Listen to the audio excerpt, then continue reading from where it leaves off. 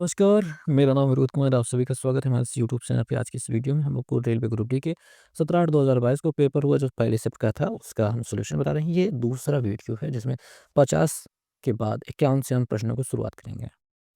Video की शुरुआत होती है एक मुश्किल प्रश्न के साथ जो कि केमिस्ट्री का कह रहे हैं जब परमाणु क्रमांक यहाँ पे बढ़ता घटता इससे संबंधित है। परमाणु क्रमांक बढ़ता है या घटता है तो नाभिकीय आवेग बढ़ेगा या घटेगा। और तब नाभिक और संयोजी इलेक्ट्रॉनों के बीच का आकर्षण बढ़ेगा या घटेगा।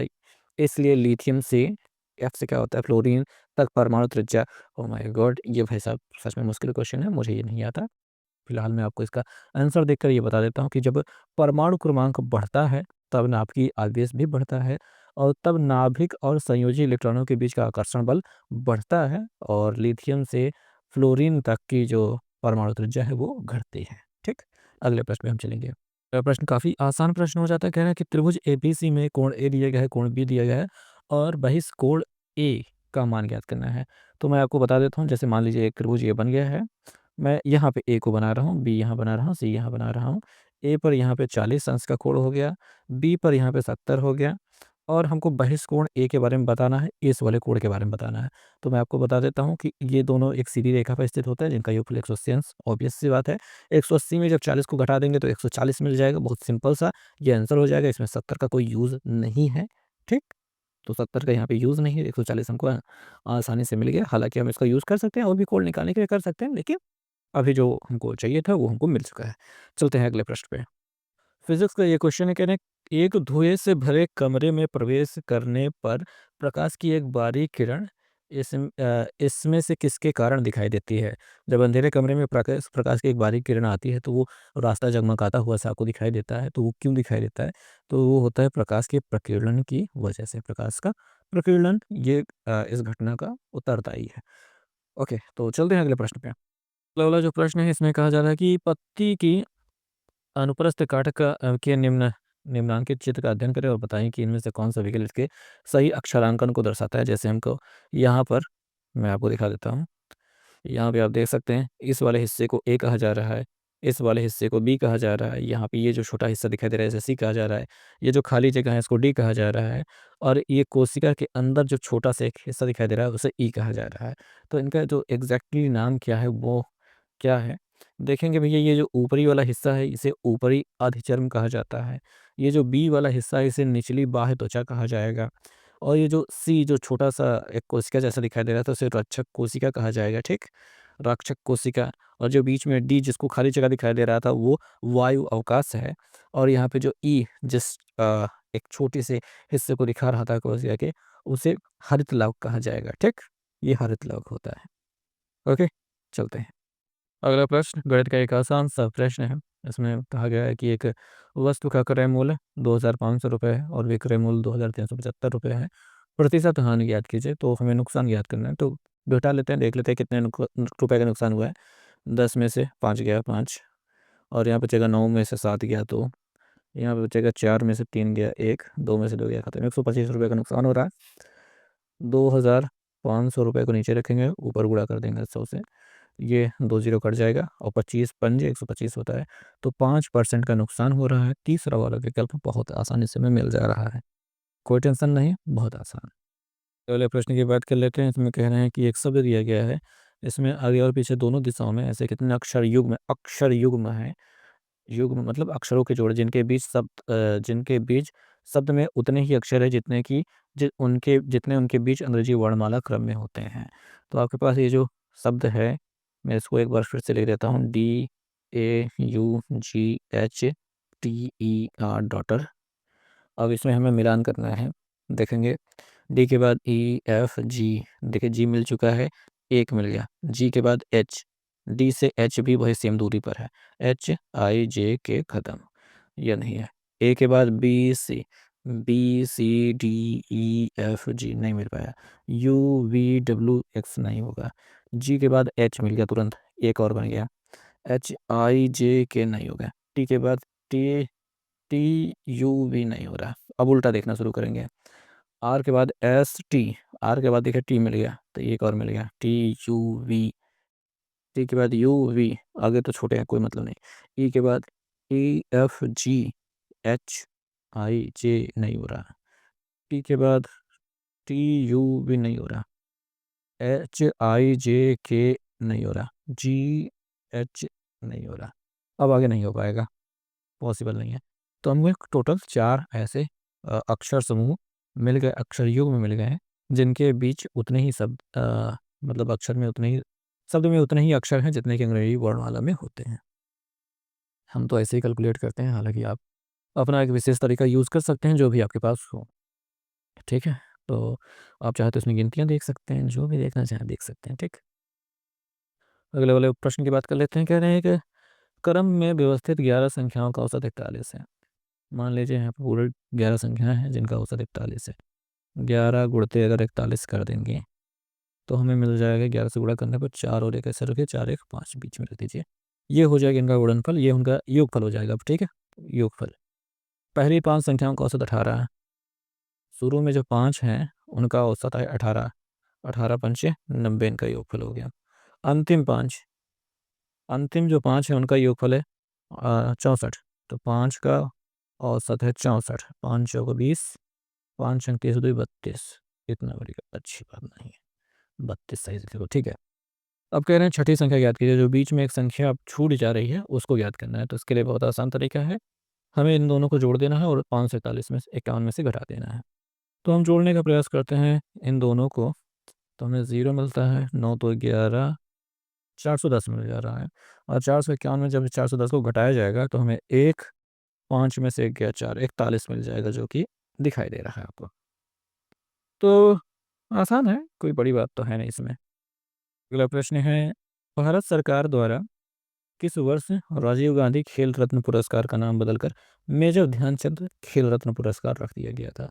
तो ये भारत देश का सबसे बड़ा खेल संबंधित कोई पुरस्कार है। तो 2021 में इसे राजीव गांधी खेल रत्न पुरस्कार से मेजर ध्यानचंद खेल रत्न पुरस्कार कर दिया गया। अगला प्रश्न देखते हैं, जो कि गणित के अनुपात का एक मुश्किल प्रश्न हो जाता है, थोड़ा सा मैं आपको समझाना, चलिए देखते हैं फिर समझ में आ जाएगा। कह रहे हैं एक्स और वाई सोने और प्लेटिनम की 2 मिश्र धातुएँ हैं, यानी एक्स और वाई दोनों ही मिश्र धातु हैं जिसमें सोने और प्लेटिनम को मिलाया गया है।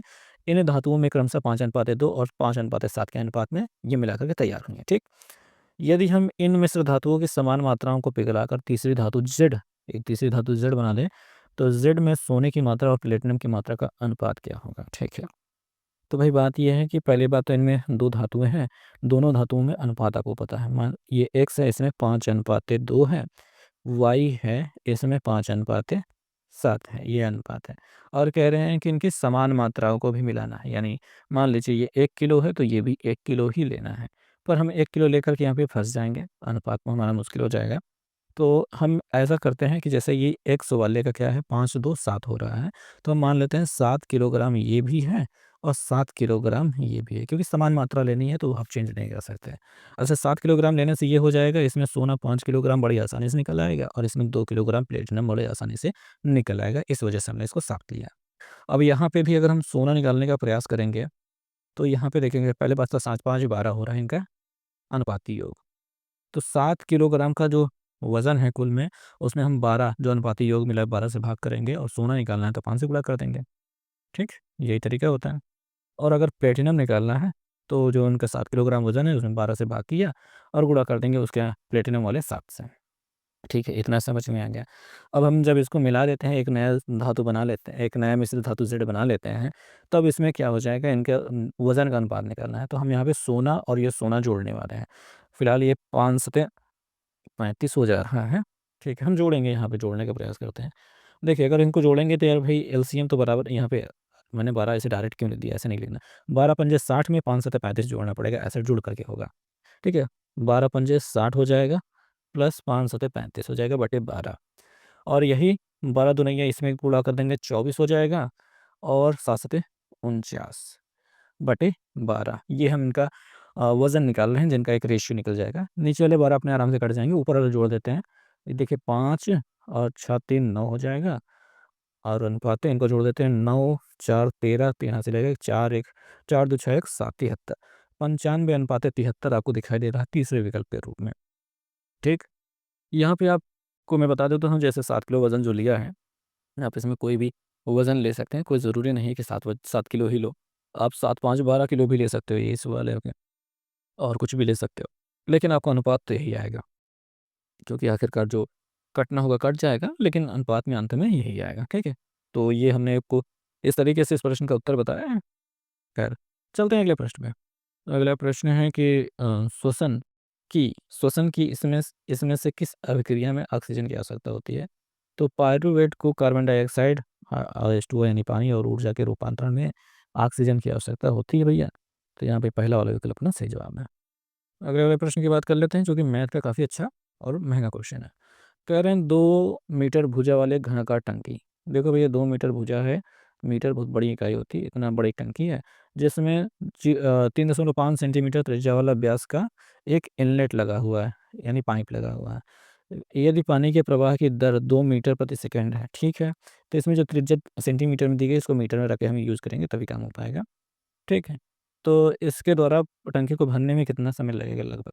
तो हम इसमें बस इतना सा करेंगे कि टंकी के पूरे आयतन में, जो कि 2 का क्यूब ही होगा, 2 दूनी या 4 दूनी या 8 मीटर क्यूब, ठीक है, उसमें हम इससे भाग कर देंगे। जैसे कि इसका ये अनुप्रस्थ काट का क्षेत्रफल जो अपना पाई आर स्क्वायर लगेगा फार्मूला, और उसमें ये जो 2 मीटर पर सेकंड आ रहा है ना, उसमें ये 2 मीटर से गुणा कर देंगे, तो 1 सेकंड में कितना ये निकल रहा है, मतलब सेकंड में उत्तर मिल जाएगा, ठीक? सेकंड में उत्तर मिलेगा। लेकिन अगर हम, ठीक, मैं फिर समझाता हूँ। देखो भई, टंकी का आयतन क्या होगा, 2 गुणित 2 गुणित 2 हो जाएगा, ठीक?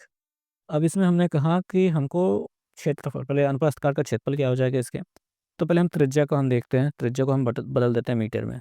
3.5 सेंटीमीटर है इसमें, 1 मीटर में 100 सेंटीमीटर है, 100 से भाग करेंगे तो अपना ये मीटर में बदल जाएगा। अगर ये दशमलव भी हटाना चाहेंगे तो एक और ज़ीरो बढ़ जाएगा, यानी 35/1000 हो जाएगा।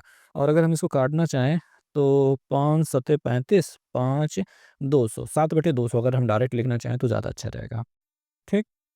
7/200 लिखने से ज़्यादा अच्छा मिल जाएगा आंसर।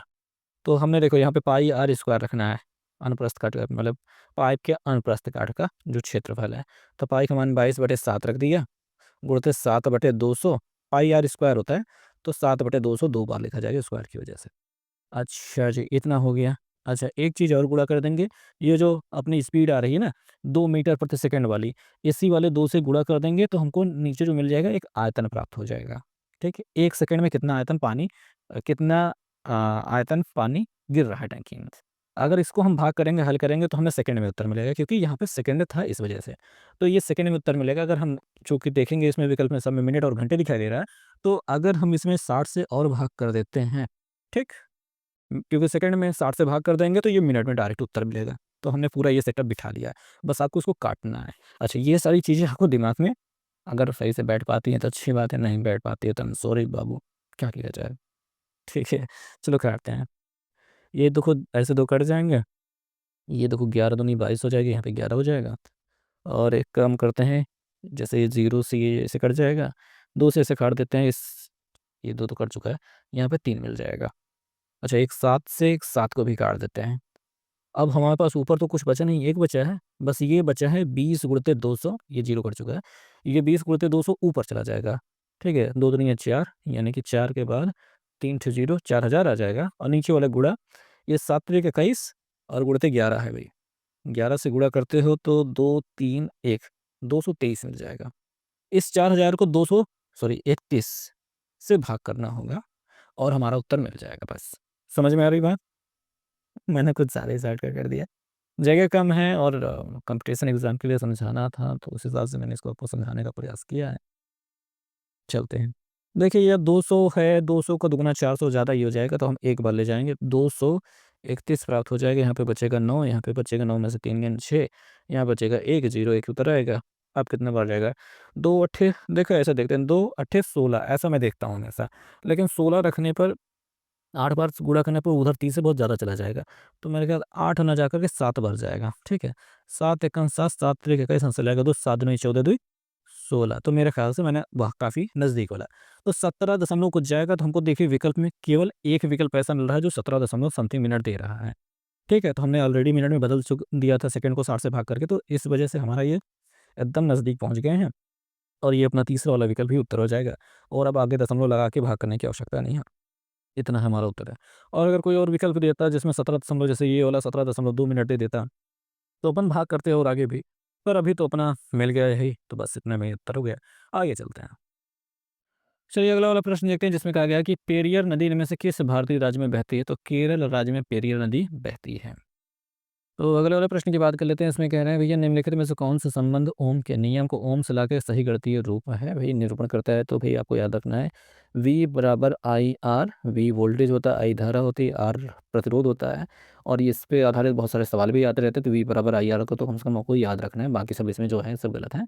तो V बराबर आई आर याद रखना है, ठीक। अगला प्रश्न देखते हैं। इसमें कहा जा रहा है कि यदि 6, 18 और 39 एक्स समानुपात में है तो एक्स का मान क्या होगा? तो बहुत सिंपल सी बात है कि बाहर बाहर का गुणा अंदर अंदर का गुणा बराबर होता है। तो 6 एक्स ही लिखो, गुणे के निशान लगाने की जरूरत नहीं, बराबर 18 गुणते ये 39 जो है, ठीक है। ऐसे 6 × 18 होता है, 3 मिल जा रहा है, 3 से गुणा करा, 3 9 27, 7 हाथ से लगे 2, 3 3 9 2 11, 117 हमको यहाँ पर दिखाई दे रहा है। बहुत सिंपल सी बात है, बहुत बहुत आसान, ठीक। अगला वाला प्रश्न है कि अ, वह प्रक्रिया जिसके द्वारा जल रिसकर भूमि में प्रवेश करता है क्या कहलाता है? तो अंतःस्यंदन। अंतःस्यंदन। अगले वाला प्रश्न है कि उष्णकटिबंधीय सदाबहार वन भारत में के इनमें से किस राज्य में पाए जाते हैं? तो केरल राज्य में पाए जाते हैं। तो कभी बात ये होती है कि जो भारत का अपना नक्शा है, मैं बहुत गंदा बना रहा हूँ, चलो ठीक है।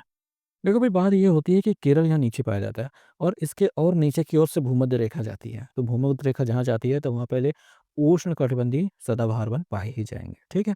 तो वहाँ पे जंगल भी ज़्यादा रहेगा, बारिश भी होगी, और मतलब गर्मी भी माहौल बढ़िया बना रहता है, ठीक है। तो केरल वहीं पे है, तो इसी वजह से वहाँ पाए जाते हैं। अगले प्रश्न की बात करते हैं। काफ़ी लंबा चौड़ा प्रश्न कह दे रहा है कि निम्नांकित पाई चार्ट में एक वैज्ञानिक कैलकुलेटर के निर्माण में व्यय के प्रतिशत विवरण दर्शाया गया है। पाई चार्ट का अध्ययन कीजिए और उसके आधार पर पूछे गए प्रश्न का उत्तर दीजिए। यहाँ पे transportation, direct labour, direct material, और पता नहीं क्या है, और पता नहीं क्या मैन्युफैक्चरिंग यहाँ लिखा है। यहाँ पे कुछ और अच्छा लिखा होगा, कुछ तो लिखा होगा। एडवर्टाइजमेंट लिखा है। मैंने कहाँ से जाना? यहाँ पे देखो, एडवर्टाइजमेंट और विज्ञापन। मुझे विज्ञापन का अंग्रेजी पता है। हम चालू आदमी हैं, खैर ठीक है, इतना भी चालू नहीं बननी चाहिए। अगला प्रश्न प्रश्न में देखेंगे कि यदि 500 कैलकुलेटर निर्माण किया जाता है और उसमें प्रत्यक्ष श्रम लागत है, यानी कि डायरेक्ट लेबर, प्रत्यक्ष लागत 1 लाख रुपए होती है, तो एक कैलकुलेटर के विक्रय मूल्य कितना रखा जाना चाहिए ताकि 44% लाभ प्राप्त हो सके? ठीक, समझ में आ गई बात? बहुत अच्छी बात है। चलो मैं समझाता हूँ। देखो भैया, पहले बात तो 1 लाख रुपए लग रहे हैं आपके, जीरो पूरे हो गए, अरे 5 जीरो होते हैं। 1 लाख रुपए होते हैं 500 कैलकुलेटर बनाने के, और एक कैलकुलेटर का विक्रय मूल्य पूछ रहा है, तो हम पहले 500 से भाग करके एक कैलकुलेटर का दाम निकाल लेते हैं। 5 दूनी है 10, ये 200, सॉरी ये 5 दूनी है 10, ये दाम नहीं है, ये क्या है? प्रत्यक्ष श्रम लागत। प्रत्यक्ष श्रम लागत मतलब डायरेक्ट लेबर कॉस्ट है, जो कि 24% है। यानी 24% खर्चा 200 रुपये के बराबर है। समझ में आ रही बात? 24% खर्चा, 24% खर्चा किसके बराबर है? 200 रुपये के बराबर है, जो अभी हमने हल किया था। अब हम 100% खर्चा निकाल लेते हैं। 100% खर्चा निकालने के लिए इसी 200 में गुणा कर देंगे अपने इसी 100 से, लेकिन भाग करना पड़ेगा अपनी इस 24 से, ठीक है। अच्छा जी, कुछ करते हैं, काट पीट करते हैं। 4 छंग 24, 4 पच्चीस साम में 100, और 3 यहाँ पे मिल जाएगा, 2 से काट दिया तो यहाँ पे 100 मिल जाएगा। तो ये 25 गुणित 100/3 हो रहा है। ओके ठीक है, ये हो गया आपका क्या? Cost price. कितना कुल मिला के कितना खर्चा लगा उसको बनाने में? कितना लगा? 25 गुणित 100/3, इतना तो बनाने में खर्चा लगा है। अब मामला ये होता है कि हमें 44% का फ़ायदा भी चाहिए, तो हमें 144 गुणा करेंगे तभी हमको विक्रय मूल्य डायरेक्ट मिल पाएगा। तो हम यहाँ पे गुणा कर रहे हैं 144/100, 144% चाहिए। ये 100 कट जाएगा, 3 से ये कट जाएगा, 3 3 चौके 12, और 3 से 3 अड़े 3 अठे 24, हाँ ठीक है, इतना मिल गया। तो 25 और 48 अगर हम गुणा कर देंगे तो हमें पता हो जाएगा कि एक कैलकुलेटर का दाम कितना रखना है, विक्रय मूल्य कितना रखना है। तो 25 अट्ठे 200 होता है, 200 को हो जाएगा 0, हंसी लग जाएगा 20, 25 चौके 100 होता है, उसमें 20 जोड़ देंगे तो 120 हो जाएगा, यानी 1200 रुपया। 1200 रुपये जो हो जाएगा आपका, इसमें विक्रय मूल्य रखना पड़ेगा ताकि जाके 44% का फायदा हो पाए। तो समझा पाया मैं कि नहीं? हाँ, मैं समझा पाया हूँ, थोड़ा बड़ा बड़ा लिखा है मैंने, पर समझा पाया हूँ मैं। तो प्रश्न में हम चलते हैं। यहाँ पे कह रहे हैं कि निम्नलिखित पाई चार्ट में ईयर 2012 से 16 तक के विभिन्न वर्षों के दौरान एक संगठन के उत्पादन को दर्शाया गया है। चार्ट का अध्ययन करके पूछे गए प्रश्न का उत्तर दीजिए। कह रहे हैं 2015 से 2016 तक उत्पादन में हुई प्रतिशत वृद्धि कितनी थी। तो 2015 ये रहा, 2016 ये था। थोड़ा जूम करेंगे तो और अच्छे से समझ पाएंगे 2015 और 16 में कितना हो रहा है। देखिए भाई, बात ये होती है कि यहाँ पे कभी कभी प्रश्न बहुत अच्छे दिए जाते हैं जिसमें हमको ये किसके सामने है ये ना पता चल पा रहा है, तो यहाँ पे डायरेक्ट देख लो। ये 12.6 से 18.9 हो रहा है। कितनी वृद्धि हो रही है? 9 में से 6 गया था 3, दशमलव लग जाएगा, 8 में से 2 गया 6, 1 में से गया खत्म। ठीक है, इतना पुराना कितना था? 12.6 था, गुणा कर देंगे इतना से 100 से, दशमलव एक अंक पे हट जाएगा। और ये 63 दुनिया हो रहा है, तो 2 से 100 कट जाएगा तो 50। तो हम कहेंगे 50% की वृद्धि हो रही है। बहुत सिंपल सा अपना सॉल्यूशन था, तो 50% अपना उत्तर मिल गया। ठीक, याद रखेंगे कि अगर यहाँ पे देखना है कि वृद्धि कितनी हो रही है और पहले कितना था। वृद्धि को ऊपर लिखना है, जैसे कि हमने 3.6 को ऊपर लिखा था, और पहले कितना था? 12 दशमलव, सॉरी ये क्या था? 3.3 था, 6.3 था, और 12.6 और गुणा कर दिया। ऐसा सॉल्व किया जाता है। इसमें ध्यान देना होता है कि अंतर को ऊपर रखना है, पुराना वाला नीचे रखना होता है, गुणा करना होता है 100 से। ठीक, अगले वाले प्रश्न की बात कर लेते हैं कि निम्नलिखित में से कौन सा कथन सही है। तो इसमें क्या कह रहे हैं कि टिन और लेड की मिश्र धातु का उपयोग करके फ्यूज तार बनाने के लिए किया जाता है। बिल्कुल सही बात है। फ्यूज को विद्युत में तार से जोड़ दिया जाता है, बिजली वाले तार से जोड़ दिया जाता है। बिल्कुल, फ्यूज को और किस में जोड़ा जाएगा? बिजली वाले तार में ही तो जोड़ा जाएगा।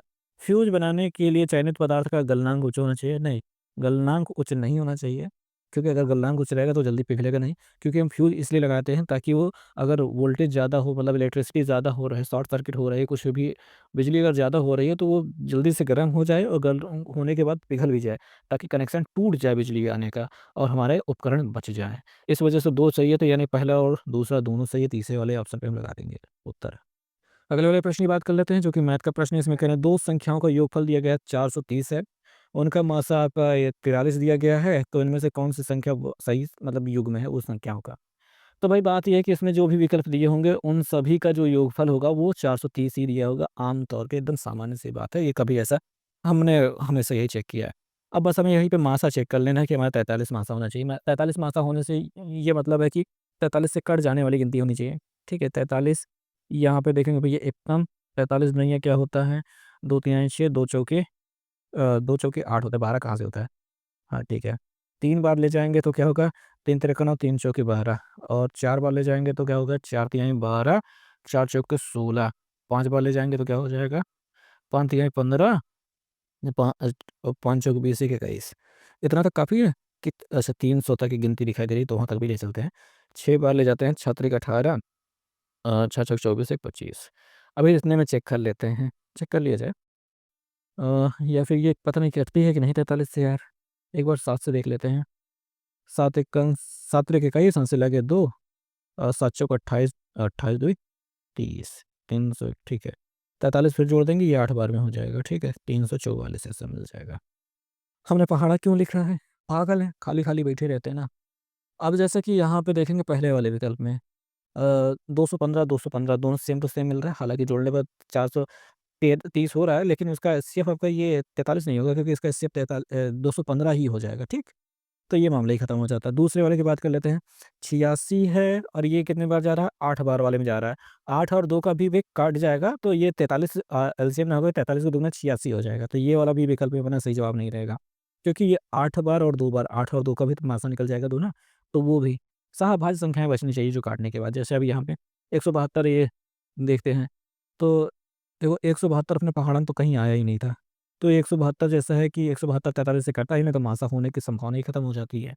ये चौथा विकल्प बच जाता है। तो देखिए, ये 129 आया था 3 बार वाले पहाड़े में, और ये 301 आया था आपको 7 बार वाले पहाड़े में। तो देखो 7 और 3 जो बचे हैं वो क्या हैं? सह-अभाज्य हैं। ऐसा वाला होना चाहिए था। इस वाले की तरह नहीं कि 2 भी आ रहा है, 8 भी आ रहा है। तो ये भी देखो शाहबाज नहीं है, इसमें शाहबाज है। तो ये अपना चौथा वाला विकल्प सही जवाब हो जाएगा। अब आप कहोगे सर इतना ज़्यादा क्यों लफड़ा फैला रहे थे? पहाड़ लिखने की क्या ज़रूरत है? तो ठीक है यार, तुम अपना हिसाब से देख लेते यार, 43 से काटने वाली गिनती यार ऐसे मिल पाना तो मतलब इतना ईज़ी तो होता नहीं है, मतलब इतना नहीं आसान है। हालाँकि देख सकते थे आप अपने हिसाब से, जैसा भी आपको ठीक लगता है आप दूसरा तरीका अपना सकते हो। प्रश्न देखेंगे, इसमें कह रहे हैं कि क्लोर एल्की एल्कली क्लोरो एल्कली प्रतिक्रिया प्रक्रिया में 3 उत्पाद जो प्राप्त होते हैं वो कौन से होते हैं? तो हाइड्रोजन, क्लोरीन और NaOH यानी सोडियम हाइड्रॉक्साइड, ये 3 चीज़ें उत्पन्न होती है। अभी कहोगे कि ये ऐसे बता दिया, कुछ और समझाओ? नहीं, मुझे नहीं पता, आगे चलते हैं। अगले वाले प्रश्न की बात कर लेते हैं कि एक जंगल में 6 जिराफ हैं, PQRSTU, और प्रत्येक की ऊँचाई अलग-अलग है। बहुत अच्छी बात है, तो फिर देख लेते हैं। एस क्यू से लंबा है, क्यू से लंबा एस है, अच्छी बात है। और पी आर से लंबा है, जो पी है वो आर से लंबा है, आर से लंबा है, ठीक है। एस टी से छोटा है, एस जो है वो टी से छोटा है, अच्छी बात है। क्यू जो है वो पी से लंबा है, क्यू पी से लंबा है, तो पी तो आर से लंबा था, तो आर को और नीचे डाल दो, ठीक है। जो क्यू है वो पी से लंबा है किंतु टी से छोटा है, तो टी से छोटा तो वो ऑलरेडी है, उसको तो हमने नीचे ही रखा है। टी यू से छोटा है, टी जो है वो यू से छोटा है, यू को ऊपर रख दिया। इन 6 जिराफों में से कौन सा जिराफ सबसे छोटा है? तो आर सबसे नीचे है, तो आर अपना सही जवाब है। बस ईज़ी, और कोई दिक्कत ही नहीं है इसमें। अगले प्रश्न की बात कर लेते हैं। इसमें कहा जा रहा है कि दिए गए आरेख का पूर्व अध्ययन कीजिए और पूछे गए प्रश्न का उत्तर दीजिए। विभिन्न भागों में दी गई संख्या विभिन्न व्यक्तियों को दर्शाती है, और यहाँ पे हम कुछ देख लेते हैं। यहाँ पे जिम्नास्ट लिखा है, यहाँ पे गर्ल लिखा है और मेडल विनर लिखा है। ठीक है, वो तो सब हिंदी में अंग्रेजी में लिखा है। अच्छा, इसमें कह रहे हैं, ओके, यहाँ पे कुछ क्वेश्चन खतरनाक दिए गए हैं।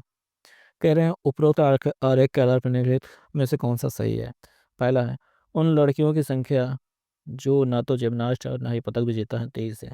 तो लड़कियों में देखेंगे, यहाँ पे देखेंगे जो जिम्नास्ट और पदक विजेता नहीं है, इसमें 25 लिखा हुआ है। क्या है? 25, ध्यान से देख लो भैया, 25 लिखा हुआ है, ठीक है। ये जो लड़कियां हैं 25, ये तो ना तो जिम्नास्ट में है ना ही पदक विजेता है, तो ये 25 है। तो यहाँ पे इन्होंने 23 लिख के रखा है, तो इस वजह से ये गलत है। दूसरा कह रहे हैं उन लड़कियों की संख्या जो जिम्नास्ट भी हैं, 41 है। तो लड़कियां हैं और ये जिम्नास्ट लिखा है, ये लड़कियां लिखा है, इन दोनों में कॉमन क्या है? 14 कॉमन है, इन्होंने 41 लिखा है, तो ये गलत है। इस वजह से ये गलत हो गया। तीसरा वाला विकल्प देखेंगे, उन पद कह रहे हैं कि उन पदक विजेताओं की संख्या जो लड़कियां भी हैं, 27 है। तो पदक पदक विजेता और लड़कियां, अ, इसमें जिम्नास्ट के बारे में बात नहीं कही है, देख लेंगे। देखिए, ये पदक विजेता हैं और ये लड़कियां हैं। इसमें जिम्नास्ट होने ना होने की शर्त नहीं दी गई है, जिस वजह से ये जो 16 है और ये जो 11 है, ये जुड़ जाएगा और 27 हो जाएगा, जो कि हमारा सही जवाब हो जाएगा, ठीक है। याद रखना, इसमें जिम्नास्ट होने की कोई नहीं दिया गया है, ठीक है। अब आप कहेंगे तो इसमें लड़कियां और जिम्नास्ट वाले में विनर पदक विजेता भी तो नहीं कहा गया था, लेकिन इसमें कहा गया था उन लड़कियों की संख्या जो जिम्नास्ट भी हैं, लड़कियां हैं और जिम्नास्ट भी हैं, ठीक। तो अगर वैसे देखा जाए तो यहाँ पे देखेंगे, मैं अच्छा, थोड़ा क्लियर ही कर देता हूँ। जो लड़कियां हैं और जिम्नास्ट भी हैं, तो वो 14 यहाँ पे दिखाई दे रहा है। अगर मान लो 11 वाला भी जोड़ दे दो, तब पर भी ये 25 हो जाएगा, 41 नहीं हो पाएगा, ठीक है। तो ये वाला मामला हो जाएगा, ओके। तो इस प्रकार से वो वाला गलत है, यही सही रहेगा समझाना। और यहाँ पे उन जिम्नास्टों की संख्या जो पदक पदक विजेता भी हैं, इनकी 34 है। जिम्नास्ट जो पदक विजेता भी हैं, तो भैया देखेंगे, यहाँ पे देखेंगे, ये जिम्नास्ट हो गए, ये पदक विजेता हो गए। अगर 11 और 8 को जोड़ा जाएगा तो 19 मिलेगा, ना कि उसमें जो दिया गया है 34 वो मिलेगा। तो इस प्रकार से हमारा तीसरा वाला विकल्प सही हो जाता है। काफ़ी अच्छा प्रश्न था, इसमें बार-बार से आपको चेक करना पड़ रहा था। मुझे भी चेक करना पड़ रहा था, आपको अकेले क्यों चेक करना पड़ेगा? चेक तो मैं कर रहा था, आपको तो देखना पड़ रहा था। और आप कह रहे थे कि इतना घुमाने की क्या ज़रूरत है, इसे डायरेक्ट लगा के रखते तो भी हम देख लेते।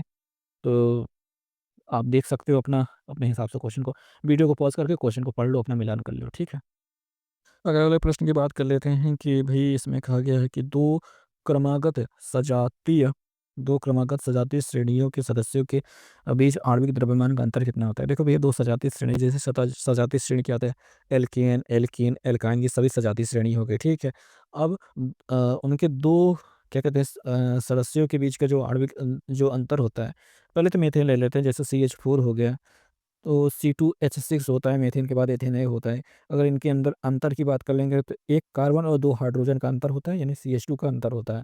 तो पहली बात तो ये याद कर लेंगे कि CH2 का अंतर होता है सजातीय श्रेणी के सदस्यों के बीच का, तो CH2 का अंतर होता है। एक कार्बन का जो परमाणु क्रमांक कितना होता है, देखिए इसका परमाणु क्रमांक 6 होता है, इसका परमाणु द्रव्यमान हो जाएगा 12। हाइड्रोजन का परमाणु क्रमांक 1 होता है, उसका परमाणु द्रव्यमान भी हो जाएगा 1, लेकिन 2 हाइड्रोजन है तो उसका हो जाएगा 1 दूके 2, और 12 2 मिलकर कितना हो जाएगा? तो 14। 14 क्या होता है आणविक द्रव्यमान का इसमें अंतर होता है, जिसको AMU या फिर यू ही लिख करके आपको दर्शा दिया जाता है। ठीक है, तो यहाँ पे आपने समझ लिया कि इसमें 2 क्वेश्चन आते हैं। भैया ये CH2 वाला अंतर जो है ना, CH2 वाला अंतर अभी इसी ग्रुप डी में ही पूछा जा चुका है। मैंने एक उसका क्वेश्चन सॉल्व करवाया था। अब उसका आणविक द्रव्यमान का अंतर पूछ लिया है, तो अभी दोनों चीज़ें मतलब समझ के रखेंगे तो काम हो जाएगा। अगले वाले प्रश्न की बात कर लेते हैं, जिसमें हमसे कहा गया है कि AFGHIJK एक सीधी पंक्ति में, पहले बात तो कितने लोग हैं, 7 लोग हैं। एक सीधी पंक्ति में उत्तर की ओर मुँह करके बैठे हैं, बहुत अच्छी बात है, अपन बैठा देते हैं। H जो है G के दाहिनी ओर दूसरे स्थान पर बैठा है।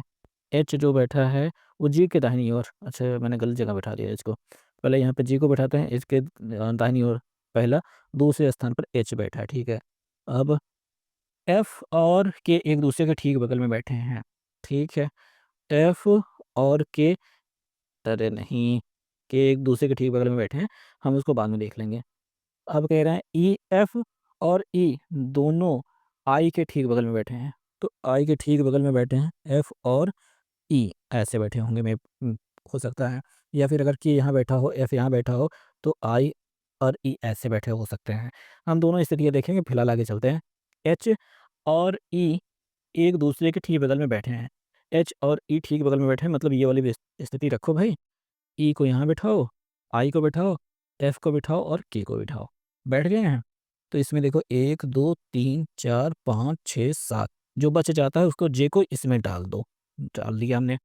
अब हो गया J, और इसमें कह रहे हैं कि K पंक्ति के सिरे, इसमें क्या, हाँ, अच्छा ठीक है, K पंक्ति के दाएं सिरे पर बैठा है, लो दाहिने सिरे पर बैठा है। J जो है H के बाईं ओर ठीक बगल में बैठा है, एकदम सही वही बैठा है। J के बाईं ओर बगल में कौन बैठा है, J के बाईं ओर बगल में G बैठा है, तो G अपना सही जवाब हो जाएगा। ठीक है, तो हमने स्थिति या परिस्थितियों को समझते हुए अपने हिसाब से अपना सेट कर लिया। ठीक, काम हो गया। अगला वाला प्रश्न बात कर लेते हैं, जो कि कथन और धारणा पे आधारित प्रश्न है, जो कि अक्सर मेरा गलत होता ही रहता है, तो इसमें कोई दिक्कत है नहीं, अपन उत्तर देख के ही काम करेंगे। कथन है कि मुफ्त पास लेने के लिए कृपया 21 अप्रैल तक कार्यक्रम के लिए पंजीकरण कराएं। मुफ्त पास लेने के लिए कृपया 21 अप्रैल तक कार्यक्रम के लिए पंजीकरण कराएं। वैध निवास प्रमाण पत्र के बिना पास जारी नहीं किया जाएगा। ठीक है, धारणा देखते हैं। मतदाता पहचान पत्र एक वैध निवास प्रमाण पत्र है, तो भैया मतदाता पहचान पत्र के लिए ऊपर कुछ कहा नहीं गया है, तो ये कोई मतलब नहीं निकलता है। दूसरा, पास कार्यक्रम स्थल पर खरीदे जा सकते हैं। कार्यक्रम स्थल पर खरीदे जा सकते हैं या नहीं खरीदे जा सकते हैं, उसके बारे में भी कथन में कुछ नहीं कहा गया।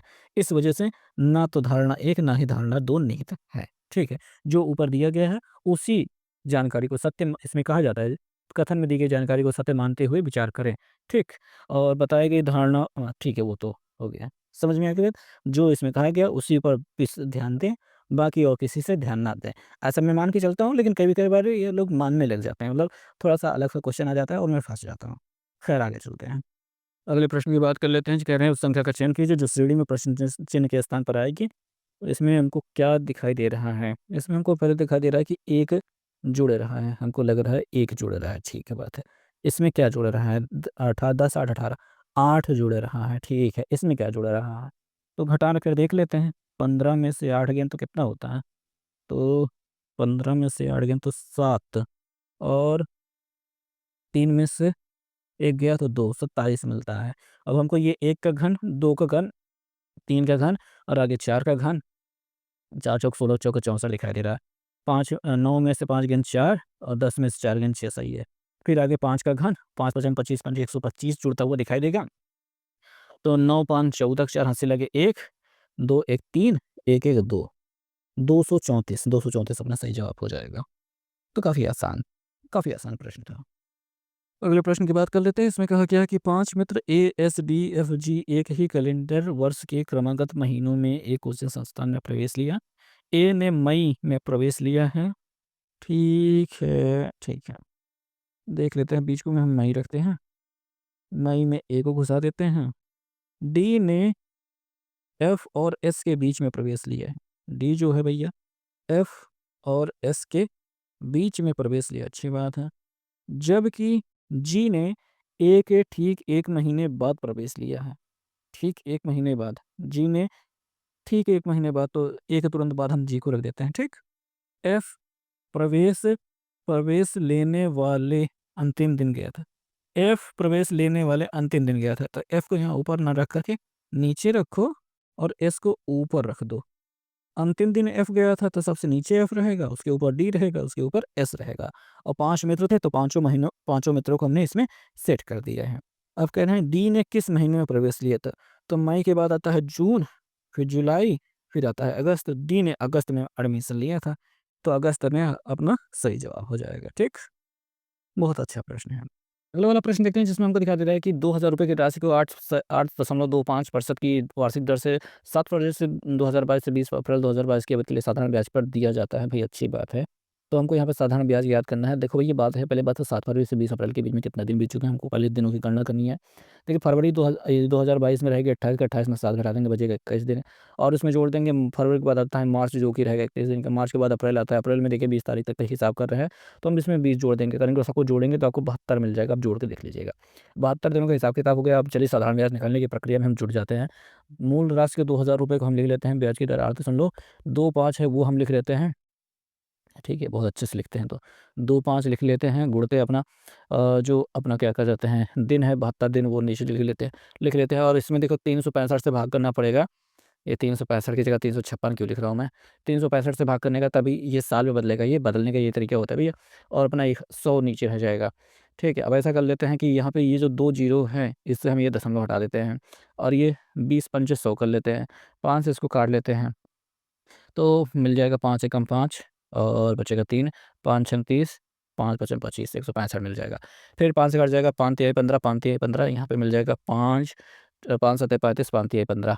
ऊपर 33 और 72 मिल गया, नीचे 73 मिल गया, हमको यहाँ पे काटना बस है, ठीक है? अच्छा, अगर आप समझदार लोग रहेंगे तो यार ये ऐसा कह देंगे कि 72 एक अन्नम 1 दशमलव समथिंग जाएगा और 1 से जब इसमें 33 में भाग करोगे तो 33 के लगभग में ही उत्तर आ जाएगा। तो 33 हमारा सही जवाब हो जाएगा। ये थोड़ा समझदारी वाला काम, क्योंकि अपन गुणा करके फिर भाग करेंगे, फिर वहीं तक पहुँचेंगे, ये वाला मामला हो जाएगा। खैर मैं आपको गुणा करके ही दिखा देता हूँ, क्या है लिए अपना बीपी लो किया जाए, ठीक है? तो अपने पास है 72, उसमें गुणा करते हैं अपने 33 से, 3 दूनी ये 6, 3 सत 21, फिर 6 21, फिर वही 6, यहाँ पे 7, यहाँ पे 3, यहाँ पे 2, तो ये 23 और ये मिल जाता है और 73 से भाग करना है, ठीक है?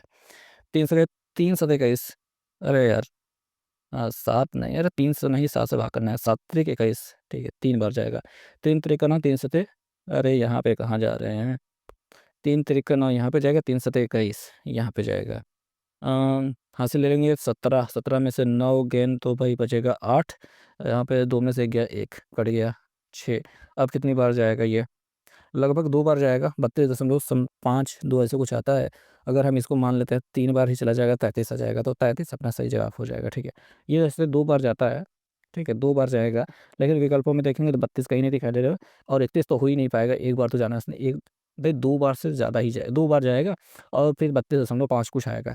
तो अपन क्या करते हैं कि 33 को ही उत्तर मान लेते हैं, क्योंकि वही उसके नज़दीक है। 32.5 के लगभग में 33 अपना सही जवाब होगा। 31 सही जवाब नहीं हो पाएगा और 35 तक तो पहुँच ही नहीं पाएँगे।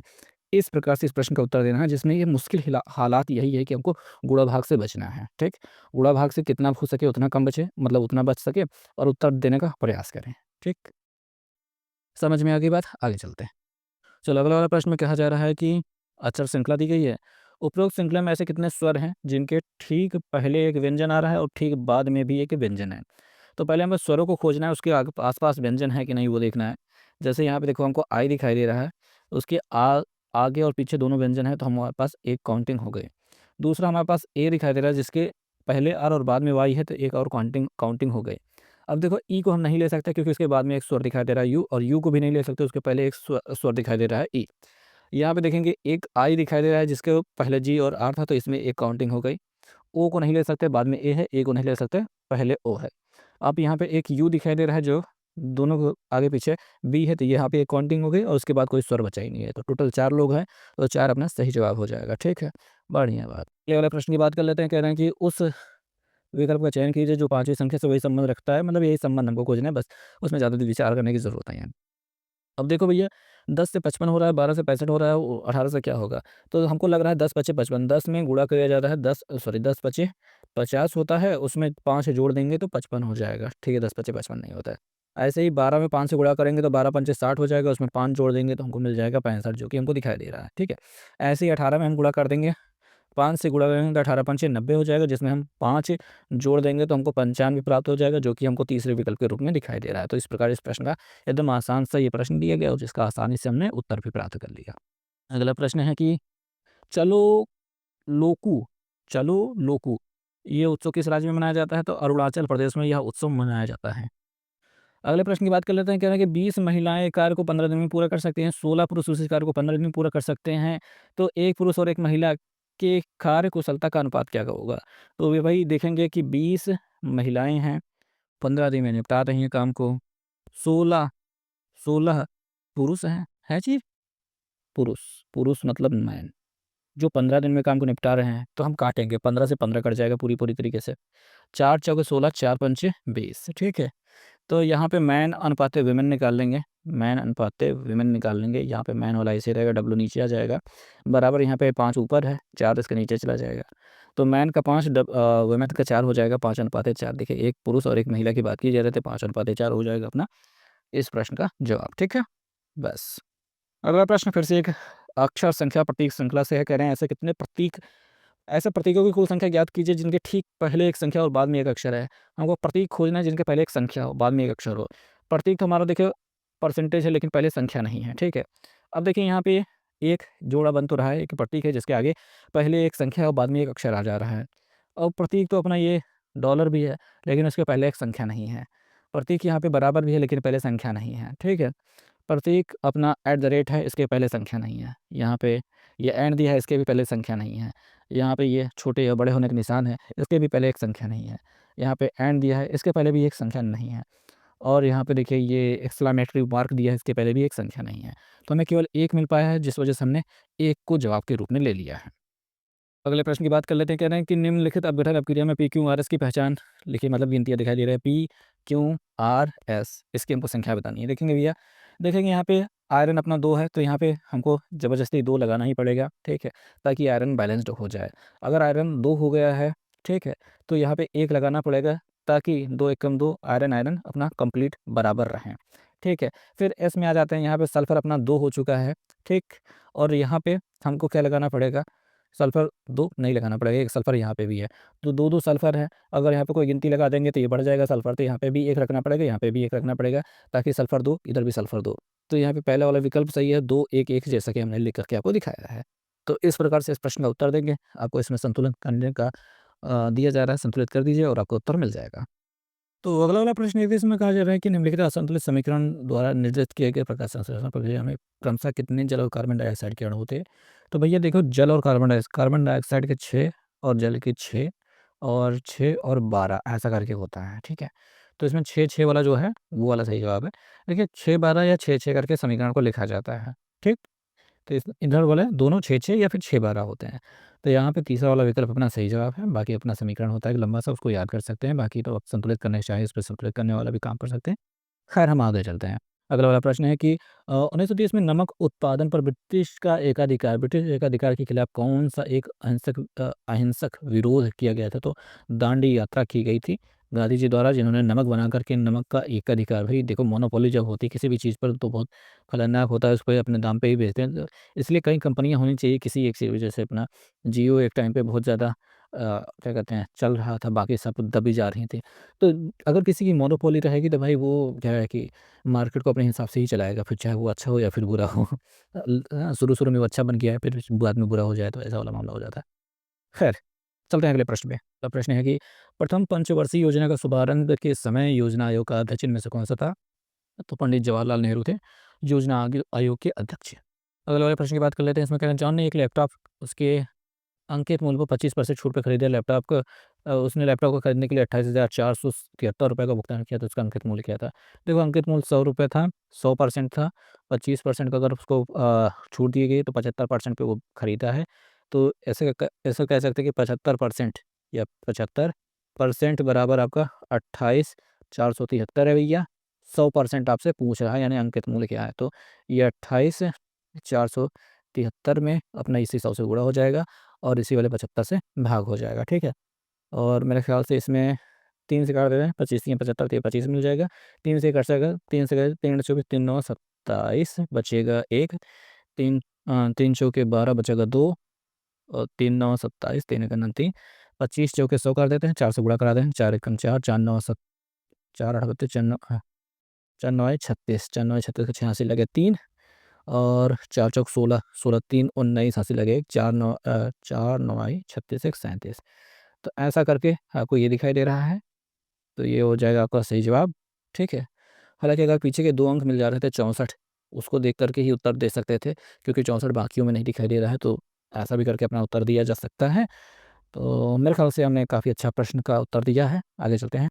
अगले वाले प्रश्न में कहा जा रहा है कि यदि एक आपतित प्रकाश की किरण अवतल दर्पण के वक्रता केंद्र से गुजरती है। देखिए भैया, ये अवतल दर्पण है, इसका ये मुख्य अक्ष हो गया, यहाँ पे फोकस हो गई, और यहाँ पे वक्रता केंद्र सी हो गया। वक्रता केंद्र से आपतित प्रकाश की किरण गुजरती है, तो आपतित किरण और परावर्तित किरण के बीच बनने वाला कोण क्या होगा? तो भाई मैं आपको बता देता हूँ, जब वक्रता केंद्र से होकर गुजरती है तो उसी रास्ते पे वापस लौट जाती है, कोई कोण नहीं बनाती है, तो इस वजह से 0 अंश का कोण ये बनेगा। ठीक, ओके, बहुत बढ़िया। अगले वाले प्रश्न की बात कर रहे हैं, कह रहे हैं कि नीचे दी गई तालिका में गर्भ निरोधन की 4 विधियों में और उनके अलग अलग कार्य को दर्शाती है, कौन सा विकल्प उनसे सुमेलित है? तो यहाँ पे कुछ ढंग से दिखाई दे तो नहीं रहा है। कॉपर टी मुख गोलियाँ यानी गर्भ निरोधक गोली जो खाए जाते हैं, कंडोम और नलिका उच्छेदन, मतलब इसको नसबंदी कहा जाता है। तो इसमें क्या क्या, मतलब इसमें क्या क्या दिखाई दे रहा है? अंडाणु गर्भाशय तक नहीं पहुँचेगा, शुक्राणु गर्भाशय ग्रीवा तक नहीं पहुँचते हैं, रोपण रुक जाता है, निषेचन रुक जाएगा।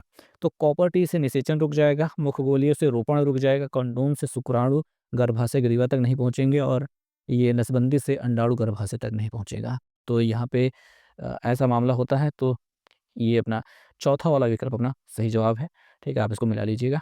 अगला वाला प्रश्न है, कह रहे हैं कि श्रीनिवास ने अभी हाल ही में अपने से 4 वर्ष छोटी लड़की से शादी की है। ठीक है, 5 साल बाद उनकी औसत आयु 33 साल होगी, तो लड़की की वर्तमान आयु क्या है? 4 वर्ष छोटी लड़की से शादी की है, तो लड़की की वर्तमान आयु, देखो भैया, लड़की की वर्तमान आयु को हमको यक्स मान लेते हैं, जो उसका हस्बैंड है उससे 4 साल बड़ा है, यक्स प्लस 4 मान लेते हैं। 5 साल बाद की बात कर लेते हैं, तो दोनों लोग 5-5 साल बड़े हो गए, और हम जोड़ लेते हैं, ये यक्स था।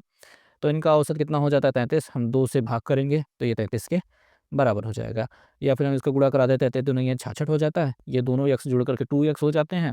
ये 5 5 10 4 14 उधर जाके घट जाता है। 6 में से 4 गया 2, 6 में से 1 गया 5, 52 हो जाता है। 2 से काट देते हैं 52 को, 2 दूनी 4, 2 2 छंग 12, सॉरी 2 छंग 12 यानी 26 साल लड़की की उम्र आ जाती है। ठीक है भैया। हाँ, यहाँ पे अब सवालों में भी शादियों का ज़िक्र होने लगा, बस मेरी शादी कब होगी? चलते हैं अगले प्रश्न पे। प्रश्न की बात कर लेते हैं, कह रहे हैं कि जैन धर्म में जैन शब्द संस्कृत शब्द जिन से लिया गया है, जिसका अर्थ होता है, इसका अर्थात जिसने सभी मानवीय क्या लिखा है ये? भावावेशों पर विजय प्राप्त कर ली। विजय प्राप्त करने वाला विजेता होता है भैया, पहला वाला विकल्प में सही जवाब है। तो इसी के साथ यहाँ पे हमने कर दिए हैं 100 प्रश्न पूरे। मिलेंगे अगले वाले वीडियो में, आगे के प्रश्न मैं दिखा देता हूँ कौन सा सेट चलने वाला है, अपने पास नीचे ही तो होगा। अरे होगा तो होगा, नहीं है क्या? चलो ख़त्म हो गया। चलो ठीक है, कोई बात नहीं, अगले सेट को हम लेके आएँगे, ज़रूर लेके आएँगे। मिलेंगे नेक्स्ट वीडियो में, बाय।